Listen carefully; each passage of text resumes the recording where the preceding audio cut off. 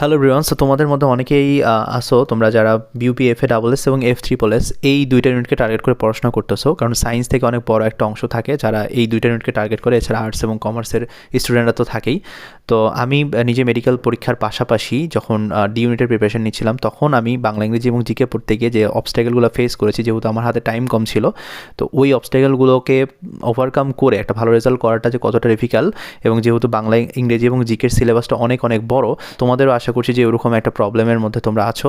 এবং বিউপির ক্ষেত্রে আসলে প্রবলেমগুলো কীভাবে ওভারকাম করা যায়, প্রিপারেশনটা কীভাবে নেওয়া উচিত, হাতে যে কয়েকদিন সময় আছে এই কয়েকদিন তুমি কীভাবে কাজে লাগাবে, এটা নিয়ে একটু কথাবার্তা হবে। প্রথম কথা হচ্ছে তোমাকে একটা শিডিউল মেনটেইন করতে হবে। শিডিউলটা এরকম না যে আমি তোমাকে রুটিন করে দিব, বাট তুমি চাইলে তোমার যে দিনটা আছে সেটাকে কয়েকটা ভাগে ভাগ করতে পারো।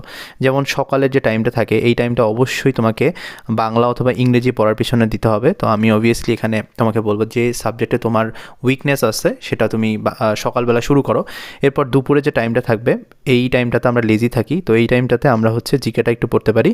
আর রাতের টাইমটাতে, যেহেতু রাতে অনেকের ভালো পড়াশোনা হয়, এই টাইমটা ইংলিশ পড়তে পারো তোমরা। অথবা ইংলিশ যদি তোমার সকালে পড়তে ভালো লাগে, তাহলে অবশ্যই তুমি হচ্ছে ইংলিশটা সকালে পড়বা। তো যাই হোক, এখানে আমি জাস্ট একটা কথাই বলবো যে টাইম শিডিউলটা তোমাকে মেনটেন করতে হবে একটা ডিসিপ্লিন লাইফের মধ্যে। এই কয়েকদিন তোমাকে পার করতে হবে। জাস্ট তুমি পড়েই যাচ্ছ, আমি অনেককে দেখেছি যে জাস্ট শুধুমাত্র পড়েই যাচ্ছে, কিন্তু আলটিমেটলি সে কোনো কুল কিনারা খুঁজে পাচ্ছে না। তো এই জন্য আমি জাস্ট তোমাকে একটা ডের মধ্যে রেজিমেন্ট করে দিলাম যে তুমি একটা অংশ বাংলা, জিকে এবং ইংলিশের জন্য রাখো। আর যারা মেডিকেলের পাশাপাশি এখানে পরীক্ষা দিবা জাস্ট একটা সিটের জন্য, তাদেরকে আমি বলবো এক্সট্রা করে টাইম না রেখে তুমি যেটা করবা যে বিউপির এই জন্য এক্সট্রা করে একটু টাইম রাখবা, যে টাইমে তুমি এই পড়াশোনাটা করবা। আর রিভিশনের জন্য তোমাকে অবভিয়াসলি এখানে টাইম রাখতে হবে। তো আমার ক্ষেত্রে আমি আলাদা করে রিভিশন দেওয়ার জন্য টাইম পাই নাই। আমি যেটা করতাম, সকালে বা সারাদিন যেটা পড়তাম, রাতে 20 থেকে 30 মিনিট এখানে সময় রাখতাম, 20 বা 30 মিনিট এই টাইমটাতে আমি হচ্ছে রিভিশন দিতাম। তো তোমরাও এটাই করতে পারো যে তোমরা সারাদিন যেগুলো পড়লা, রাতে অবশ্যই সেগুলো একটু রিভিশনের উপর রাখবা। কারণ জিকে তুমি অনেক পড়তে পারো, বাট তোমার মনে নাও থাকতে পারে। বাংলাও তোমার এরকম মাথা থেকে আসলে বের হয়ে যেতে পারে। সো অবভিয়াসলি রিভিশন দিতে হবে। এখন আসো যে প্রিপারেশনটা কীভাবে নিব। সো বাংলা যেহেতু আমাদের হচ্ছে ফার্স্ট পেপার থেকে কোয়েশ্চেন খুব ভালোই আসে, তো বাংলা প্রথম পত্রের জন্য আমরা প্রথম পত্র বইটা পড়তে পারি। এছাড়াও তোমরা চাইলে বাজারে যে কোনো সহায়ক বই পড়তে পারো। বাংলা বিচিত্রা আছে, অভিযাত্রী আছে, যে বই তুমি এতদিন পড়ে এসেছো অবভিয়াসলি তুমি সেটাই পড়বা। আর যারা বাংলা প্রথম পত্র বই পড়তেছো তাদেরকে আমি বলবো অবভিয়াসলি তোমার বই পড়া উচিত, বা তুমি যদি আগে থেকে বই পড়ে থাকো এখন তোমার রিভিশন দেওয়া উচিত।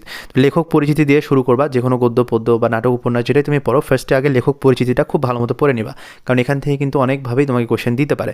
সো এই লেখক পরিচিতিটা পড়া হয়ে গেলে গদ্য বা পদ্যের যে ইম্পর্টেন্ট যে লাইনগুলো আছে, অর্থাৎ তোমাকে একটু লাইন বাই লাইন পড়তে হবে। যদি আগে থেকে পড়া থাকে, যে জায়গাগুলো মার্ক করা আছে ওগুলো একটু ভালো মতো দেখে নিবা যে কোন উক্তিটা কে বলেছে। সো এরকম কিন্তু কোশ্চেন থাকে। তো অবভিয়াসলি তোমাকে একটু এটা পড়ে নিতে হবে। বা তুমি যদি কোনো গাইডও পড়ে থাকো, সেখানে তুমি দেখবা যে এই গদ্য পদ্যের গুরুত্বপূর্ণ লাইনগুলো দিয়ে কিন্তু সেখানে অনেক ধরনের কোশ্চেন আছে, তো সেগুলো একটু প্র্যাকটিস করে নিবা। আর প্রত্যেকটা গদ্য বা পদ্যর শেষে তুমি দেখবা যে এরকম শব্দার্থ বা টিকা থাকে, এগুলো খুবই ইম্পর্টেন্ট, এগুলো 5 স্টার। সো এগুলো তোমাকে একটু ভালো মতো পড়তে হবে তুমি যদি এখানে কমন পাইতে চাও। অ্যান্ড লাস্টে তোমাকে পাঠ পরিচিতি পড়তে হবে। পাঠ পরিচিতির প্রথম 4-5 লাইন খুবই ইম্পর্টেন্ট। এগুলা প্রত্যেকটা গদ্য পদ্যের জন্য তুমি মুখস্থ করে ফেলবা। এটা সবথেকে ভালো হয়, কারণ তোমার যদি এখানে একটা কোশ্চেন আসে, সেটা তোমাকে খুব দ্রুত পারতে হবে, বিকজ তোমাকে আরও কিছু অ্যান্সার করতে হবে। ইংরেজি আছে, জিকে আছে, তো বাংলাতে আমি চাই যে তুমি খুব কম সময় দিবা। তো বাংলা প্রথম পত্রের প্রিপারেশনটা খুবই ইজি। কেউ যদি বই খুব ভালো মতো পড়ে তাহলে তার আর কিছু লাগে না। যেহেতু আমি এইচএসসিতে খুব ভালো মতো বই পড়ছিলাম, ওইরকম প্যারা হয় নাই। বাট বাংলা প্রথম পত্রের প্যারাটা যখন তোমার শেষ হবে, বাংলা দ্বিতীয় পত্রটা তোমাকে প্যারা নিয়ে একটু ফেস করতে হবে, বিকজ এখানে বাংলা দ্বিতীয় পত্রের জন্য তোমার অনেক টপিক আছে। সো আমি বাংলা ভাষার যে ব্যাকরণ, অর্থাৎ নবম দশম শ্রেণীর যে বইটা, সেটা আমি কালেক্ট করেছিলাম সেই টাইমে। তো তোমরা চাইলে এটা পড়তে পারো, অথবা তোমার যে কোনো গাইড, সেটা কোচিংয়ের হইতে পারে, বা তোমার হাতে যে বই আছে তুমি এতদিন যেটা পড়ে এসেছো সেটাও হবে। জাস্ট কী করবা, যে টপিকগুলো ইম্পর্টেন্ট সেই টপিকগুলো তুমি পড়বা। যেমন নবম দশম শ্রেণীর যে বইটা আছে, এটা আমাদের এক্সাম ব্যাচের ওয়েবসাইটে তুমি পেয়ে যাবা। সো তোমরা যারা হচ্ছে বিউপি, FA এবং F3 এই এক্সাম ব্যাচে অ্যাড আসো, তারা আমাদের ওয়েবসাইটে কিন্তু এটা পেয়ে যাচ্ছ। সো বাংলা নবম দশম শ্রেণীর যে বইটা আছে, সেটা যদি তুমি খুব ভালো মতো পড়ো, তাহলে ব্যাকরণ অংশ নিয়ে আর তোমার কোনো চিন্তা নাই। এখানে যে অধ্যায়গুলো আছে, অধ্যায়গুলো সেপারেট করা, তো এই পরিচ্ছেদগুলো তুমি একটু একটু করে পড়ে যেতে পারো।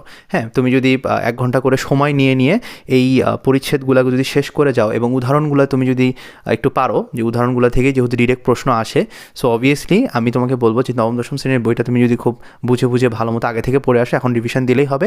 আর যারা কোনো গাইড পড়তেছো, তাদেরকে আমি বলবো যে ওই টপিকগুলো এই গাইড থেকেই পড়ো। যেমন ধরো সমাজ তুমি পড়তেছো, সমাস পড়ার সময় তুমি জাস্ট ওই টপিকটাই কী করলা, যে ওখানে যে কোয়েশ্চেনগুলো আছে, যে এমসিকিউগুলো আছে, ওগুলো তুমি একটু প্র্যাকটিস করে ফেললা, এটাই তোমার জন্য মোর দেন ইনাফ। তো এইভাবে তুমি নবম দশম শ্রেণীর বইয়ে পড়তে পারো, অথবা যে কোনো গাইড থেকে ব্যাকরণের যে অংশগুলো আছে সেগুলো তুমি কমপ্লিট করে ফেলতে পারো।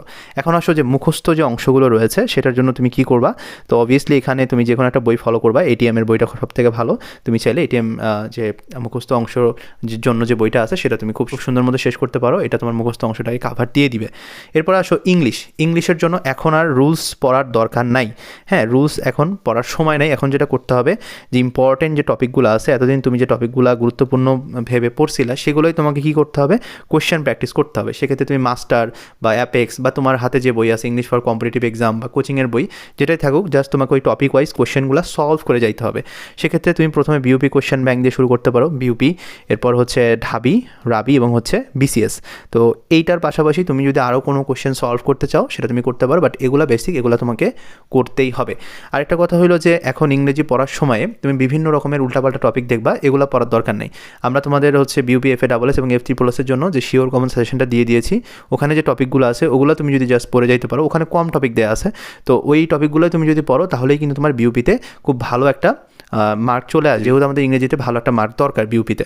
সো অবভিয়াসলি তোমাকে ইংরেজির জন্য সতর্ক থাকতে হবে, রুলসের সময় নষ্ট না করে টপিকগুলো থেকে আমরা হলো কী করবো, এমসিকিউগুলোকে প্র্যাকটিস করব। এখন আসলে যে ইংরেজি নিয়ে আসলে আমার ওরকম কোনো প্রবলেম ছিল না, বিকজ যাদের মেডিকেল প্রিপারেশন আছে তাদের আসলে ইংরেজি আলাদা করে দেখার দরকার নেই, আমার আলাদা করে দেখার দরকার পড়ে নাই। তো তোমরা মেডিকেলের জন্য যা পড়ছো ইংরেজি তাই, সো এর বাইরে প্রিপারেশন ওইভাবে নেওয়ার দরকার নেই। জাস্ট তুমি কী করবা, এক্সাম দিবা, এক্সামে যে ভুলগুলো হবে সেগুলাই তোমরা জাস্ট সলভ করবা, ঠিক আছে। এখন আসো যে জিকে যে পার্টটা আছে, এটা নিয়ে তোমরা অনেকেই টেনশনে থাকো, বিকজ এই জিকেটা কিন্তু বাংলা ভার্সনের জিকে না, অর্থাৎ ইংলিশ ভার্সনের জিকের কোশ্চেনগুলো দেখো, এই কোশ্চেনগুলো তুমি দেখেই বুঝবা যে এইগুলো পড়লে তুমি পারতেছো। তার মানে জিকের যে ইংলিশ ভার্সনের যে জিকে, সো এটার জন্য তোমাকে কিন্তু আলাদা করে ওইভাবে প্রিপারেশান নেওয়া লাগবে না। তুমি যদি বাংলা জিকেও পড়ো, তোমার কিন্তু ইনফরমেশনগুলো মাথায় আছে, তুমি জাস্ট ইংলিশ প্রশ্নটা দেখবা এবং তুমি অ্যান্সার দাগাইতে পারবা। এটার জন্য তোমাকে এক্সট্রা করে জাস্ট শুধুমাত্র ইংলিশে জিকে পড়তে হবে না। এখানে যেটা করতে পারো সেটা হলো জাস্ট প্র্যাকটিস করতে পারো, কারণ আমাদের অনেক সময় দেখা যায় কি, প্র্যাকটিস না করে হুট করে যখন আমরা ইংলিশ ভার্সনে পরীক্ষা দিব, ইংলিশের ওই জিকেতে পরীক্ষা দিব, তখন আমাদের মাথা নষ্ট হয়ে যেতে পারে। সেই কারণে আমরা যেটা করবো সেটা হলো যে বাংলাতেই জিকেগুলো পড়বো, যেভাবে আমি গতানুগতিকভাবে পড়তেছি ওইভাবে পড়বো, কিন্তু আমরা ইংলিশের কিছু জিকে প্র্যাকটিস করব। তো আমাদের মডেল টেস্ট শুরু হচ্ছে 1 ডিসেম্বর থেকে একদম 10 ডিসেম্বর পর্যন্ত প্রতিদিন আমাদের মডেল টেস্ট হবে, 10 দিনে 10টা মডেল টেস্ট। তো প্রত্যেকটা মডেল টেস্টে যেহেতু 40টা করে তোমাদের এই জিকের কোশ্চেন থাকবে এবং সেটা অবভিয়াসলি ইংলিশেই থাকবে, তো তোমরা যদি 10টা মডেল টেস্ট দাও, এখানে কিন্তু তোমাদের 400 জিকে প্র্যাকটিস হয়ে গেল ইংলিশে। সো এটা তোমাকে কিন্তু অনেক বেশি হেল্প করবে। এই কারণে আমি বলবো তোমরা অবশ্যই মডেল টেস্টে পার্টিসিপেট করবা, যেহেতু এখানে প্রাইসও কম, মাত্র 200 টাকায় তুমি কিন্তু ফুল আমাদের 10টা মডেল টেস্ট পেয়ে যাচ্ছ বিউপি FA এবং F3+ জন্য। এছাড়াও এক্সাম ব্যাচে আমাদের শিওর কমন সাজেশন থেকে শুরু করে যে কোনো ধরনের প্রবলেম কিন্তু আমরা তোমাদের সলভ করে থাকি। সো অবভিয়াসলি তোমাদের এই মডেল টেস্টে পার্টিসিপেট করা উচিত। আমি এখানে যেটা বলবো সেটা হচ্ছে অবশ্যই বাংলায় জিকেটা তুমি পড়বা, কোনো প্রবলেম নাই, এবং প্র্যাকটিসটা যাতে ইংলিশে হয়।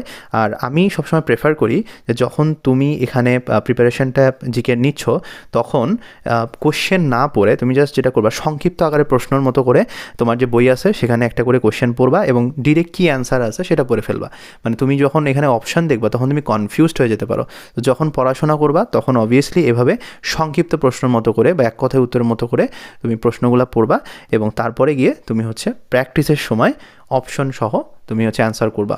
বা আমাদের এখানে যখন তুমি এক্সাম দিবা তখন জাস্ট হলো তোমার কী ভুল হচ্ছে সেগুলো তুমি জাস্ট সংশোধন করে ফেলবা। তো এইভাবে তুমি যদি লাস্টে কয়েকদিন একটু ইউটিলাইজ করতে পারো, যে সারাদিন পড়াশোনা করবা অ্যান্ড রাতে এসে তুমি প্র্যাকটিস করবা বা এক্সাম দিবা, তাহলে ইনশাল্লাহ তোমার প্রিপারেশনটা টপ নচ হয়ে যাবে এবং বিউপিতে একটা সিট তোমার ইনশাল্লাহ নিশ্চিত হয়ে যাবে। দেখা হচ্ছে নতুন ভিডিওতে, ততক্ষণ ভালো থাকো, ধন্যবাদ সবাইকে।